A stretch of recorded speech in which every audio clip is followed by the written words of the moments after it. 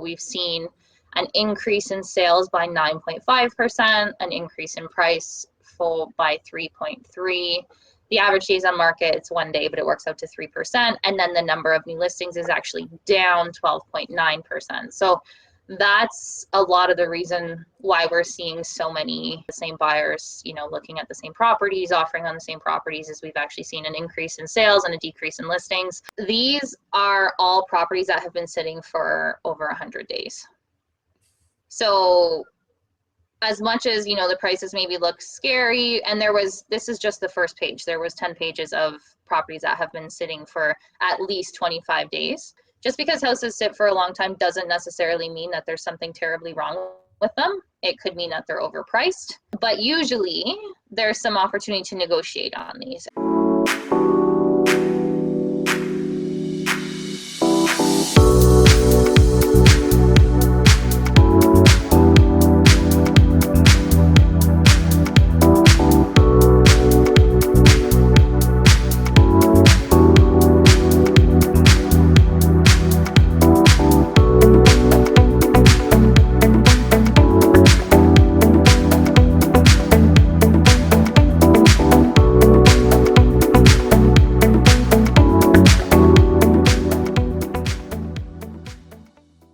Hey everybody, what's going on? It's Kory MacKinnon, and I'm actually taking over the Canadian Real Estate channel this week. We have Kayla from the Niagara area, and looking forward to hearing about lots of different cool things, what she's working on, any off-market deals that she might have, and just overall what is going on in the market, maybe some things that we can do leading up to the holidays, and why Niagara is one of the top 20 places to invest in Canada. So Kayla, looking forward to hearing all about what you have to share today.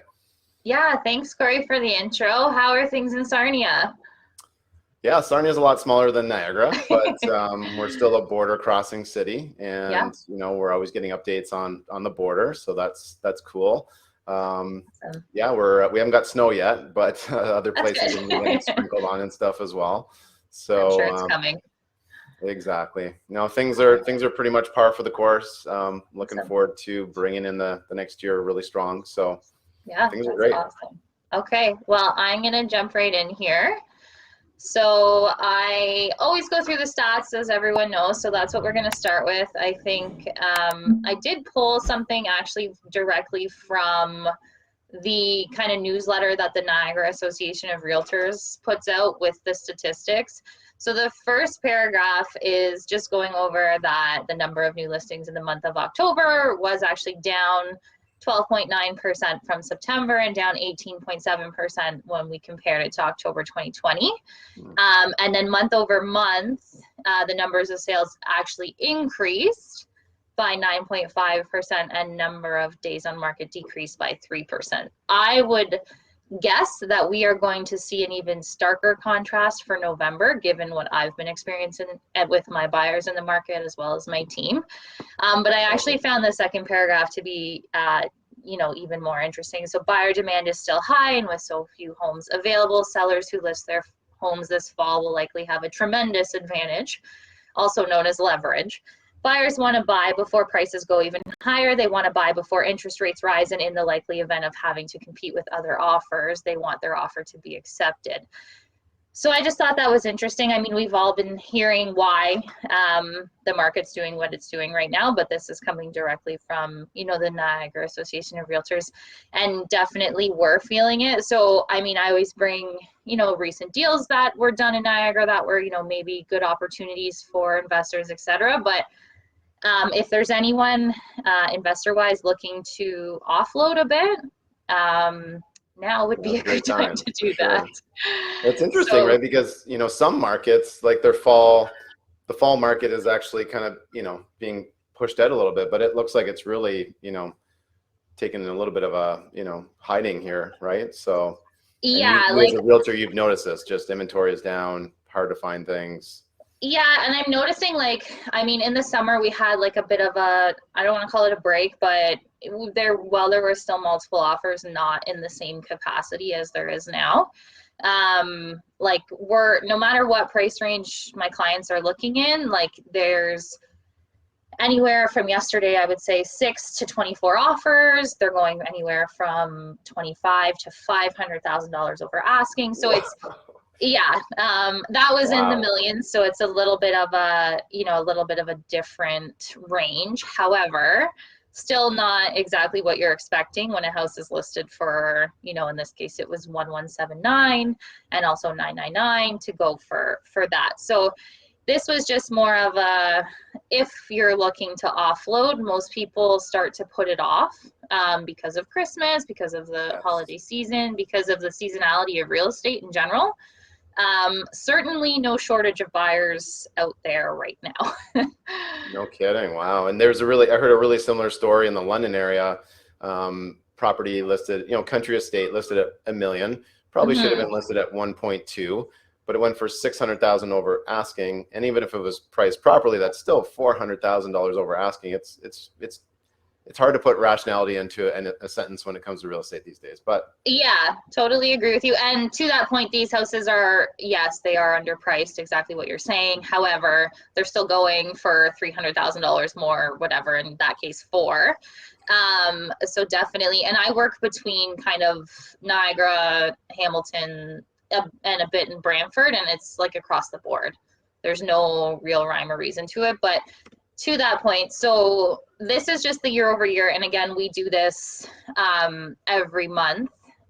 And I just think the interesting thing here would be the drop in the number of new listings. So fairly substantial in some areas, more so than others.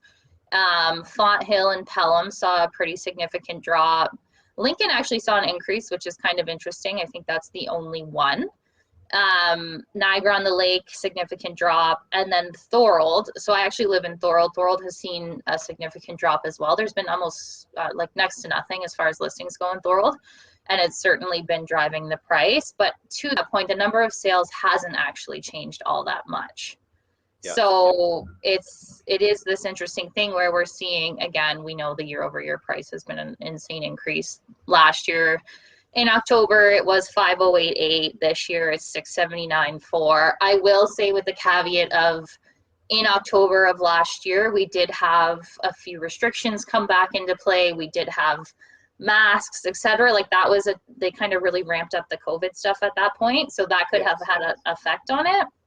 Oh, totally would have, I'm sure. Yeah, absolutely. It's people tend to, claw back a bit once a new announcement comes out, and then it just kind of, it normalizes itself over the course of a few months or whatever. And then the average days on market, again, average days includes all of the outliers. Median is probably a better measure, which is, I think it's about 7 to 8 right now, but that's a significant drop from 28 to 19. Wow. I had a question for you because I watched your last video. Like, what was going on in Fonthill in 2020? Was there just a development that was getting sold? Like, are the numbers really way down there? Do you think there was like some outlier reason for that? So, I mean, you would know this from, I'm sure Sarnia is feeling the same thing. The developments were fairly slow over the last little bit, materials, cost, etc. Certainly, in 2020, they were probably selling what had been built before that was an issue. True. So there have been a few actual luxury developments as well as a lot of new builds just because there's so much space in Fonthill. So yeah, I'm sure it's a combination of things. I also think it's a combination of once people get there, because there is land, because there is such a value on land now that previously we may not have seen.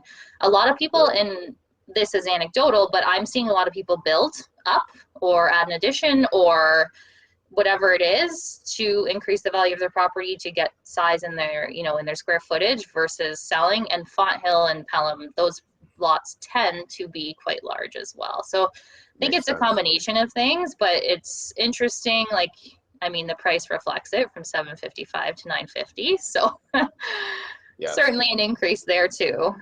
I know. We built a house 5 years ago, and we built the most expensive house in the neighborhood, and we're kicking ourselves. We're like, how long is it going to take us to catch up, right? We caught up in 2 years, and now just your basic build that's smaller than ours is going for way more, and we're like, yeah, absolutely. Well, I mean, you're probably in good shape if you ever decide to move, so that's good. yes. Okay, so month over month, this is a bit of a, I guess, better representation of the immediate market, what we're in right now. And November, I think, will rival this as well. Number of new listings exactly the same for Fonthill and Pelham if we're just focusing on that. And then you can see the number of sales actually went up.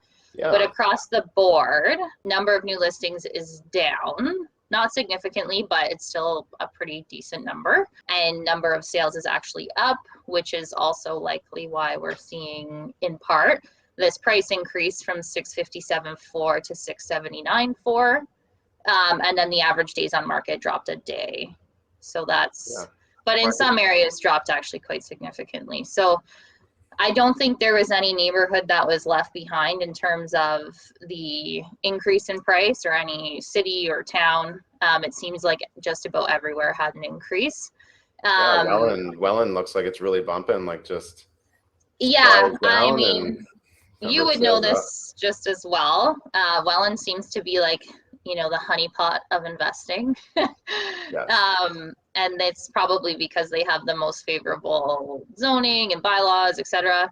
We did. I work with a bunch of real estate investors. We have about 70 students that our company works with, and we did kind of like a street tour, like and check out these properties. And one of them was a 4-level split that was being converted to a triplex, and it was in Welland. And I hadn't been in Welland in over a decade, and this one was just a few 100 meters from the college, and I was like, this is nice. Like, purchase price was still I still scratch my head on the purchase price of these 70s homes sometimes, but what they can do with it and what the comps are going to be was just like, wow, your comp on this is going to be high 8s, low 9s. So to compare that, so I'm actually working on a 5-level back split burr in Thorold. Oh wow, cool. And Thorold actually has a rule currently. I believe they're working on it to kind of make it more investor friendly. But if you're doing a legal duplex conversion, you have to have a floor in each unit above grade. So the only houses that really work for this are 5-level back splits. I guess a 4-level would work as well. But yeah, so it's just interesting that in that scenario, they're able to do a triplex where, we're kind of restricted to a duplex. It's still going to work out numbers wise very well, but it's just a stark comparison for 12 minutes down the highway. No kidding. Wow. All depends on how you cut up that house. So yeah. And I mean, it's like I said, it's still going to work out. It's my favorite of ours to date, but it's definitely just interesting. I was actually just in Welland with one of your students the other day for a house, cool. And just to see like their vision for the property it's very interesting because Welland does allow for that, the 3 units rather than the 2 in a lot of houses where in the other cities in the Niagara region, you're restricted to 2. So it's just certainly interesting to see that. This is just a different way to look at the data. And I find for some people, it just makes a little bit more sense. So from the year over year, which is the first chart, you can see that the number of sales was actually down 13.6%, but that's also reflects the listings. And then the price was up to 33.5, and we've been hearing 40% depending on the month. So that does make sense. That average days on market was down 30.8%, and then the number of new listings is down 18.7. So there's that, like the ratio between the new listings and the sales. So that kind of makes sense for the busyness in the market at the moment. And then the chart in the bottom, that's actually September 2021 to October. So we've seen an increase in sales by 9.5%, an increase in price by 3.3%. The average days on market, it's 1 day, but it works out to 3%. And then the number of new listings is actually down 12.9%. So that's a lot of the reason why we're seeing so many of the same buyers, looking at the same properties, offering on the same properties, as we've actually seen an increase in sales and a decrease in listings. But as well, all of the speculative news that's coming out, et cetera, you've got a lot of first-time home buyers trying to get in. Plus interest rates going up. Like there definitely doesn't look like there's any hesitation around price. I mean, the price is going up. No. Listings are down. I mean, people are still buying them. So yeah, absolutely. And this isn't necessarily even reflective, like the number of sales isn't reflective of the first time home buyers that are also in the mix as well, and the investors, right? Because they're not always selling when they're buying. So yeah, definitely a large crowd in the mix at the moment.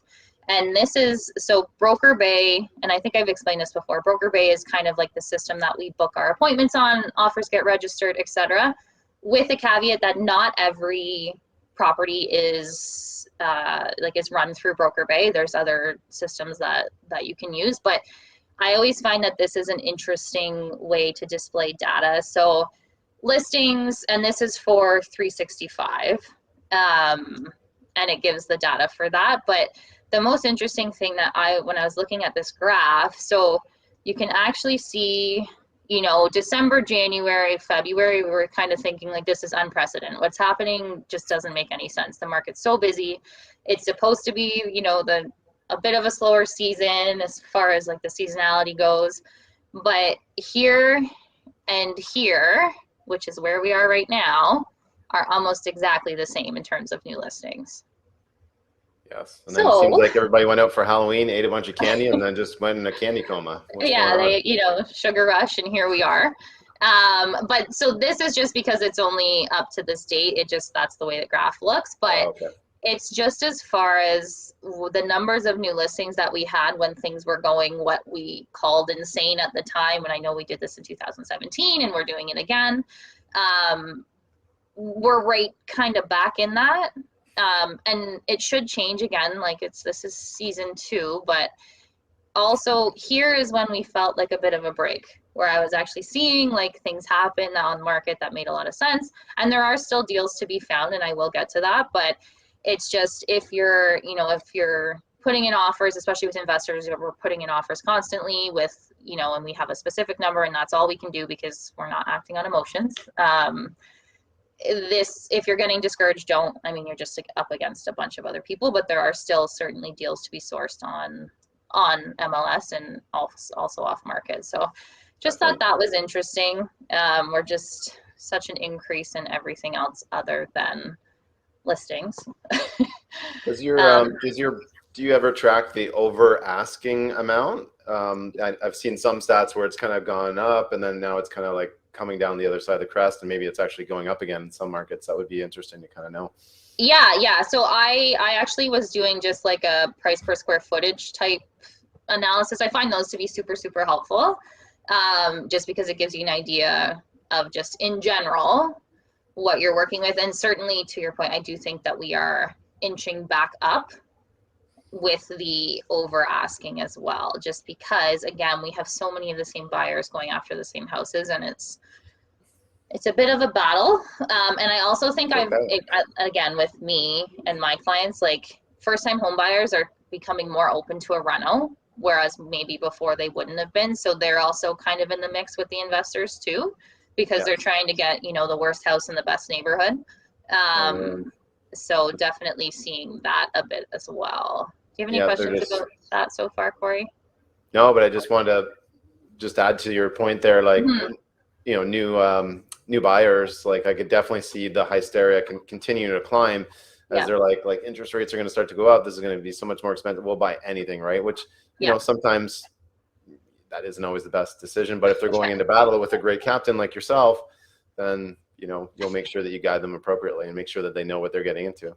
Yeah, definitely. Like Matt always says this, and to your point too, like definitely work with, someone that's boots on the ground in your area, because especially right now, there's comps that people could show you that would lead you kind of astray because one house went crazy, or what we're seeing a lot of times is like buyers from Toronto who just have a lot of capital to, put into a house that will raise the prices. And then the precedent, unfortunately, is set there. And those are the comps that, some people might pull. So definitely make sure, you're working with someone who's kind of in the market consistently. And then speaking of, so this is an off-market opportunity that I was talking about, like I said. So it's in St. Catharines. It's in the Eastchester neighborhood. I would say probably like a C+, B-, depending on where you are in the neighborhood. So this house was actually basically rebuilt from, you can see that it has a newly poured foundation. It was lifted. So the upper unit will be a 3-bed. Well, it is. It's just being, being renovated at the moment. But a 3-bed, 1-bath upstairs is about 925 square feet upstairs. The lower will be a 2-bed, 1-bath with approximately 10-foot ceiling. So the basement, because it was lifted, is quite high. It has updated HVAC, electrical, plumbing, newly poured foundation, new roof, new windows, etc., new porch, newly poured concrete out front. This is just what doesn't it have new? It sounds like everything's new. That's awesome. Basically, yeah, the siding's all new. You can see that. The window wells were done, which you can kind of see at the side there. The windows in the basement are pretty large, so it feels less like a basement. The curb has been basically cut on both sides, so those are 2 spots. It does have a small lot, 31-ish by 68, but I mean, from a landlord's perspective, if you're looking for low maintenance, that's relatively low maintenance. Totally. Or, just like a house hack or somebody trying to get in as a mortgage helper, like, less things to do. Do you want more grass to cut? Do you want the tenants to be having more stuff in the backyard? Absolutely. So, and the fence, like the way the houses are positioned on that street, the backyard's actually quite private, just the way the other houses hit the backyard. So definitely could do a cute little fire pit or whatever, depending on people's preferences. But so this will be legal. Permits are all, in process or done depending on which one. So we just wanted to bring that kind of forward as an opportunity for people. They will be looking to offload it February 2022, just because there is work to be done still. They're looking in the range of $575. Rents should be about, this is very, very conservative. Rather give someone that and have a happy accident than the otherwise. But Love that. The basement should be 13-14. And they have separate laundry. It's a walkout from the back for the basement, so they are fully separate. And then upstairs 16-17. So definitely some opportunity there as well. Yeah, I think a main floor, 3-bedroom main floor. I don't, what would that happy accident be? Maybe 1,800? Yeah, it's like I said, it is in the neighborhood there's still room for improvement. But absolutely, I know in ours that are not far from there, we're getting 21,000-2,000 just depending. But again, even renters are having a hard time. I mean, absolutely. Home buyers, that's one thing. It's turning things more into a renter's market, or not a renter's market, but a renter's economy where now it's supply and demand with rental units, and this has been going on for the good part of 2 years as well. Mm-hmm. Yeah, we're seeing, sometimes we're getting offer competition on rentals, which is, and these aren't inexpensive rentals either, right? So and the rents, I think, are, in my experience from talking to investors from Toronto and, all over different areas in the province, I think that's the one thing that surprises people the most, is that rents are as high as they are in the Niagara region. Food can go up by 10%. I mean, I don't believe inflation at 4%. I believe it's closer to 10. Some things have gone up by even more than 10, but rent is being affected as well, right? So if you use that 10% metrics, over a couple of years, it makes sense with rent too. Yeah, absolutely. And I think the Niagara region was kind of behind it was kind of behind in a lot of ways in terms of housing and rent. But now that it's started to catch up, there's also such a lack of inventory, like you're saying, and especially nice renovated inventory. As soon as we list one of our units, which we tend to focus on the Burr, and so it's obviously fully renovated, we get inundated with messages. We can't even keep up. I've actually taken them down before because I was I'm overwhelmed. Oh, I know. When we in-house our property management, so I do a lot of different things. We got about 80 rentals. We do the coaching program, and then we also do our own property management, and we've got our own staff to do it in-house. And I was telling them, I'm like, okay, what day do you want to post this on? Let's make sure that you're not dealing with anything else, because it's going to be release the killer hornets. It's going to blow up your inbox, and we usually only list one at a time.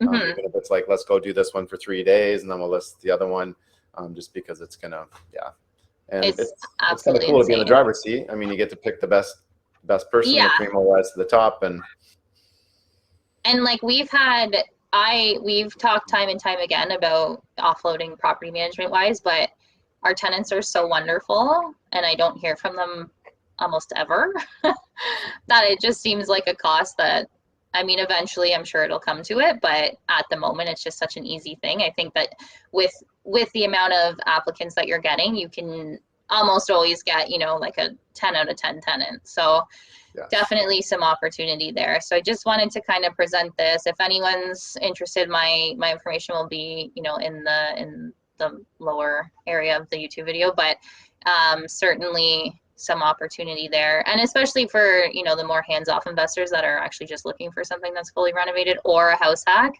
this is definitely a good candidate for it because you won't have to worry about anything because everything will be done.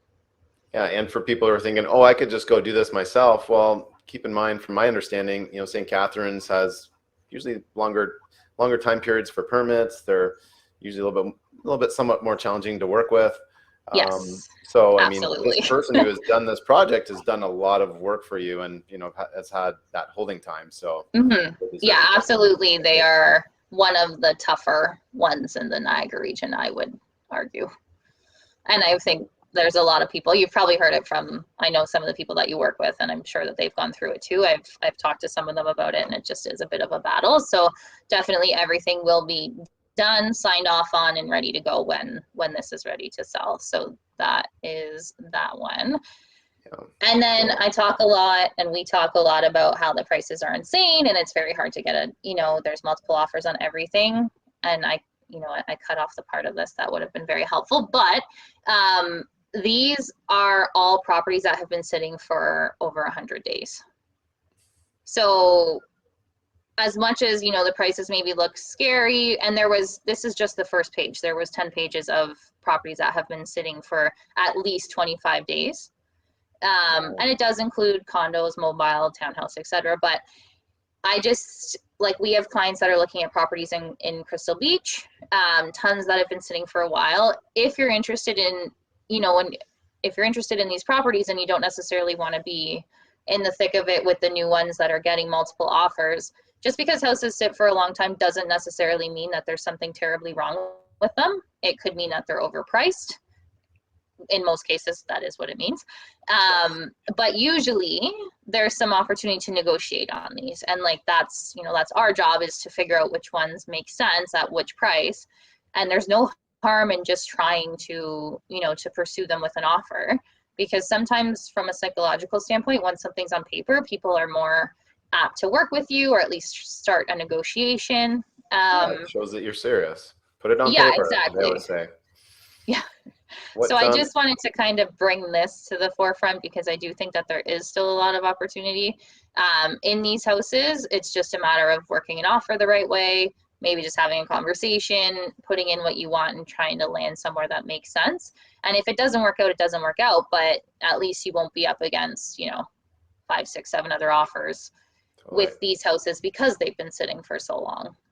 Can you tell, maybe I'll be selfish here, but can you tell me a little bit more about Crystal Beach? What is Crystal Beach like? Is the short-term rentals, is that, okay there? Is there bylaws there? Or would somebody even want to buy a property there for short-term rentals? Yeah, so with Crystal Beach, so there is certainly, if you haven't been there, there are lovely beaches. There's a cute little strip with restaurants, and most of the houses are close enough to the beach that it's within walking distance. So it certainly makes it a good little vacation or staycation, depending on where you live. Kind of like a tourist destination in the Niagara region, without it being Niagara Falls.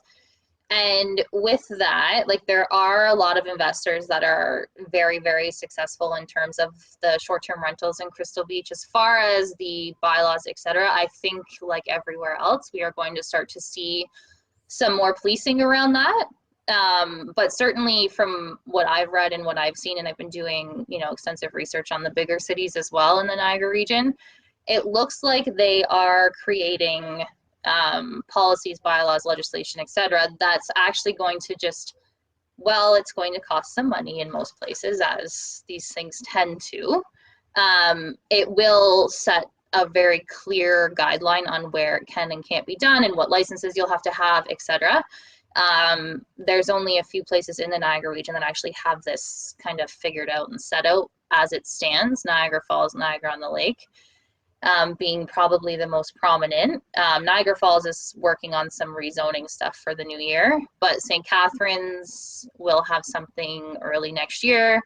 Welland has now announced that they're going to start looking into it, as far as, you know, what legislation they would like to have surrounding it. And I think we'll see the smaller Niagara region towns follow suit.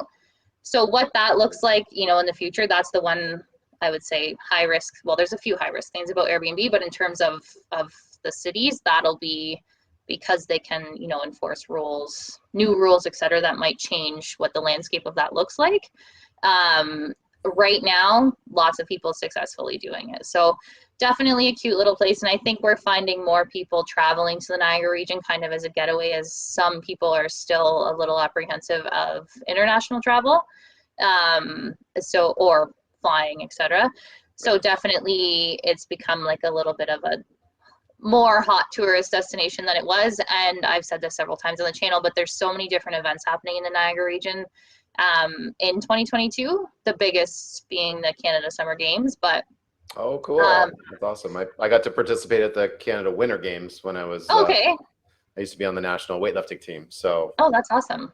That's super yeah, exciting. So it is. lots of Summer Games, opportunity. it's like a little mini Olympics for people under the age of 20, and it's, you know, it's their national event, and it's a big deal. I mean, you're in dorms, and it is like a little taste of the Olympics. So yeah, and they have built, like, when we do our videos for next month, like, I'm gonna do a little tour of it, but even just in Thorold, which is, like I said, where I live, the facility that they built is like nothing I've ever seen before. Like, it's super modern. There's grass on the roof, which I think is super cool. It's like edgy, modern, massive, right yeah, beside Brock. And they're nice. building, so every every city or town got somewhat of a facility depending on what's happening there.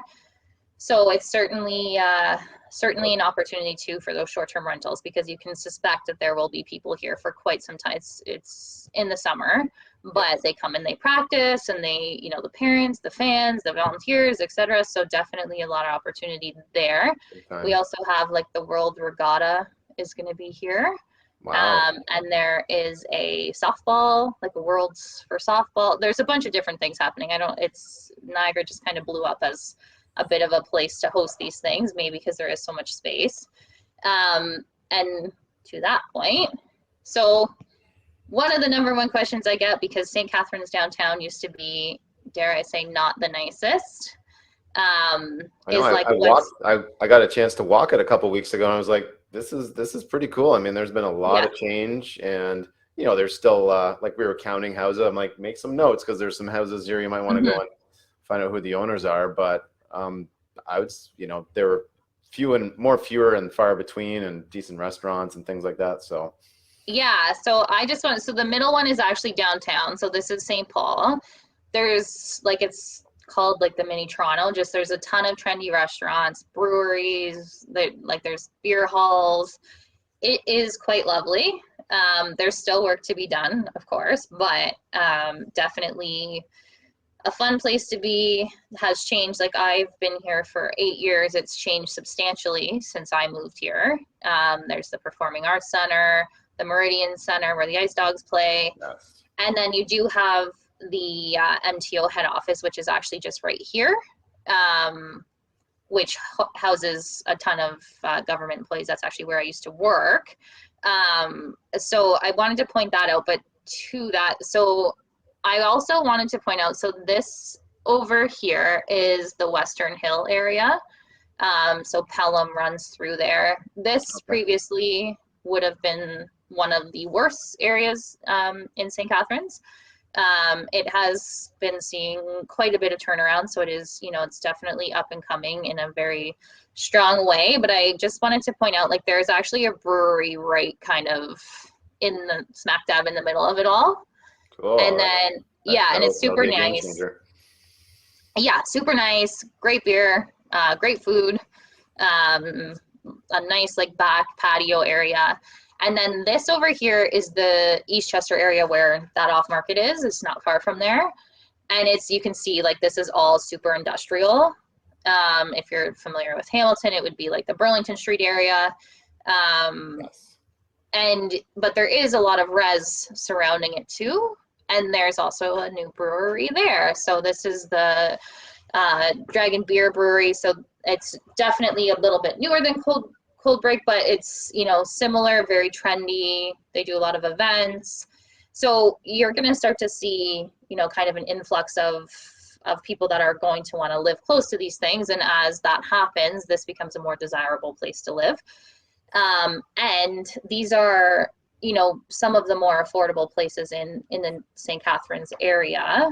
And we saw this happen in Hamilton. We saw it happen in Toronto. I'm sure it happened out your way.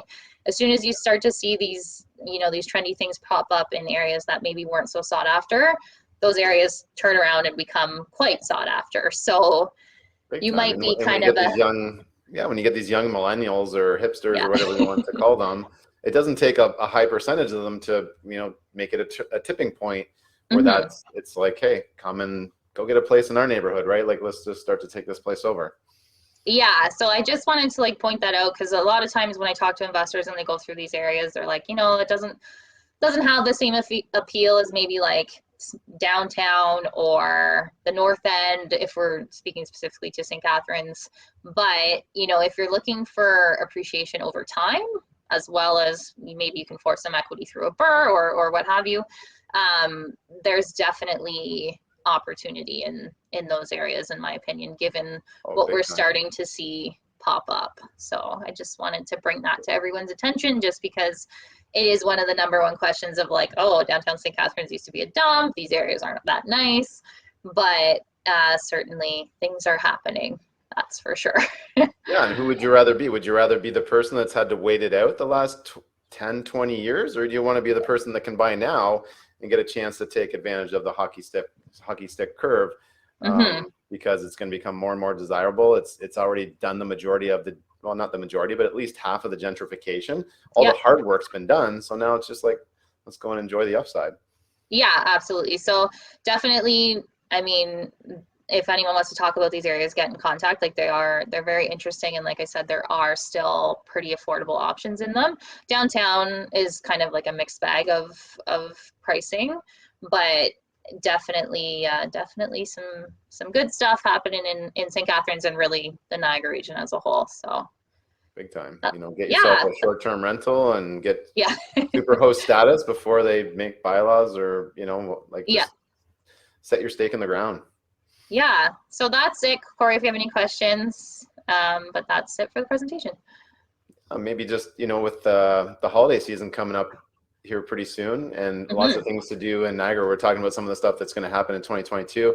What are some fun things to do in December in the area? Like, I know the Niagara region's like, I feel like we're like lucky in that regard because we live here, because you have like all of the wineries do stuff. Like Wayne Gretzky, as an example, has like an ice rink and they do a bunch of cool stuff there.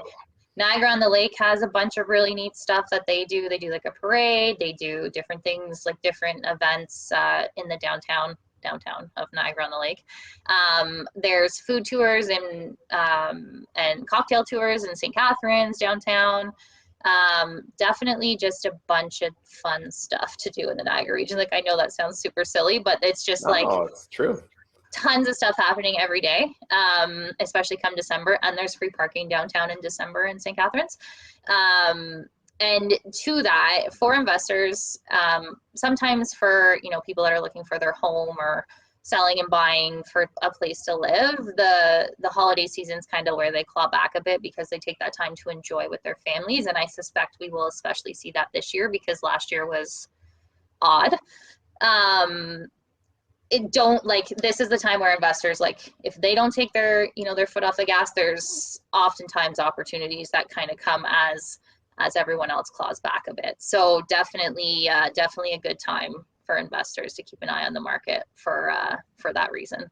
Well, that list that you showed us, right? If I was a homeowner and I was, you know, I don't like to use the term, but if my agent was a yes person and I Mhm. just said, I want it listed at this, and they said, okay, I want to sign the ground. Okay, we'll do what you say. And then it was the wrong decision. Now it's sitting. Now we're going into the cold months. I got to Yes. sell my house because I got carrying costs and I want to be out of this thing, right? There's going to be some motivation that builds. And when you said there was multiple pages of it, you know, and people say there's no opportunities, they just need to be working with someone like yourself there, Kayla, who's, you know, tracking the data and the metrics and scraping and digging for their clients. So I think that's awesome. Yeah. Well, thanks so much, Kory. This was great. It was nice to chat with you, and hopefully, you know, the audience finds some value in it. Yeah. And what's the best way for people to get a hold of you there, Kayla? Like, I know you're Yeah, really like active on I Instagram. say this every time, like Instagram, email, in my Instagram. So definitely book a call if you're interested in chatting, housing, economics, etc. Doesn't matter to me. I'm happy to chat. So yeah, shoot me a DM or book a call. Right on. And I'm the same way. So I'm pretty easy to find, folks. You can follow me on Instagram. I'm sure they'll put some links here down below of the best contact ways to reach us. If you're a real estate investor and you want to take your game to the next level, definitely reach out to me. You can go to my website, KoryMacKinnon.com. And, you know, if it's a good fit, that's great. If not, that's all good. Until next time, friends, be amazing and make sure that you don't take a break over the Christmas months and that you're out there looking for deals every single day. Awesome. Thanks, Kory. Thank you. All right. Awesome, guys.